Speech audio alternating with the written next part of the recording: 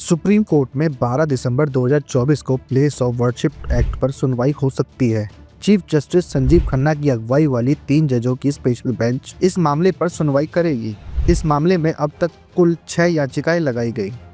Place of worship act क्या है, चलिए आपको बताते। नरसिम्हा राव के दौर में हुई the place of worship act 1991 बनाया। इसके जरिए धार्मिक स्थल से जुड़े विवादों को पीछे छोड़ते हुए आगे बढ़ने की कोशिश हुई, लेकिन इस कानून को अब सुप्रीम कोर्ट में चुनौती दी गई। एक पक्ष इसे खत्म करने पर अड़ा और दूसरा पक्ष बनाए रखने के पक्ष में कोर्ट में खड़ा है। अब सवाल उठता है कि धार्मिक स्थलों से जुड़े विवादों को नए सिरे से हवा देने से किसका भला होगा।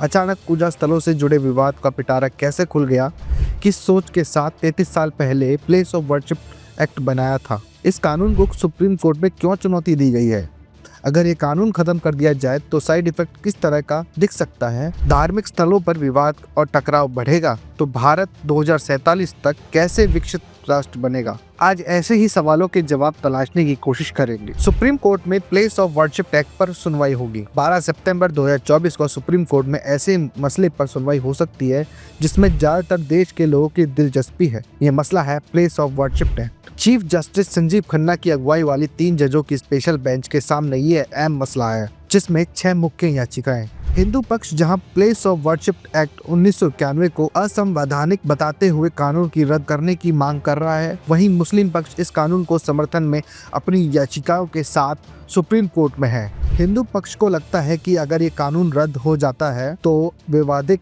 पूजा स्थलों के सर्वे का रास्ता खुल जाएगा। वहीं मुस्लिम पक्ष को लग रहा है कि अगर ये कानून रद्द हो गया तो उनकी धार्मिक पहचान से जुड़े कई निशान खत्म हो सकते हैं। ऐसे ही सबसे पहले समझने की कोशिश करते हैं प्लेस ऑफ वर्शिप एक्ट 1991 क्या है, इसे लेकर आखिर इतना विवाद क्यों है। इस कानून के मुताबिक 15 अगस्त 1947 से पहले वजूद में आए किसी भी धर्म के पूजा स्थल को किसी दूसरे धर्म के पूजा स्थल में नहीं बदला जा सकता।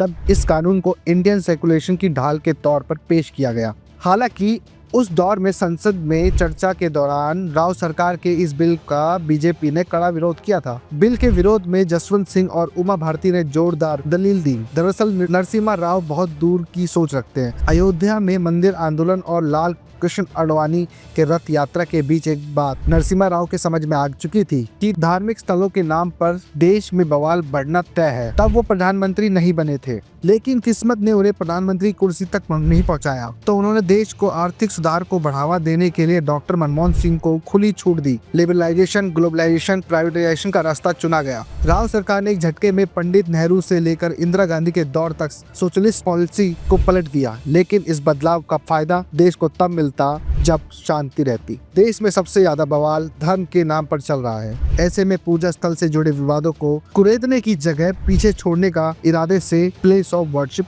एक्ट बनाया गया।